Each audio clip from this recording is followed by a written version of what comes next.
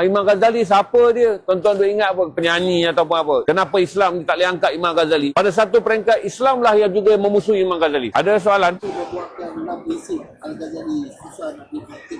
Apa yang menjadikan prinsip Imam Ghazali susah nak dipraktikkan di Malaysia? Sebab kita tak ambil berat. Imam Ghazali pun tuan-tuan tak tahu lahir tahun berapa. Imam Ghazali dilahirkan tahun 1048. Kembali ke rahmatullah pada tahun 1111. Seorang mufti yang meninggalkan jawatan dia kerana Imam Ghazali beranggapan kedudukan dia menjadi mufti pada usia 32 tahun. Dia rasa sama ada dia menjadi mufti kerana ini satu penghormatan ataupun dia menjadi mufti kerana ini adalah satu usaha dia untuk berbakti pada agama Allah. Itu menyebabkan dia meninggalkan jawatan dia dan dia menggembara. Dalam menggembara lah dia menulis kitab-kitab dia. Jadi kalau tuan-tuan tanya dekat saya kenapa kita tak ambil? Kalau kerajaan bentang pun tuan-tuan tak kenal buat apa? Imam Ghazali siapa dia? Tuan-tuan duk ingat apa? Penyanyi ataupun apa? Imam Ghazali tidak akan boleh menjadi sebahagian daripada kerangka pemikiran Islam kalau dia tak diperkenalkan pada orang Islam. Jadi tuan-tuan tanya kenapa kita tak buat kan? Kalau kita nak buat pun tuan-tuan, kerangka pemikiran kita berada dalam krisis pertanian yang kita ada sekarang. Krisis pertanian yang sangat simple, yang tak memerlukan penyelesaian Imam Ghazali pun, yang memerlukan penyelesaian cara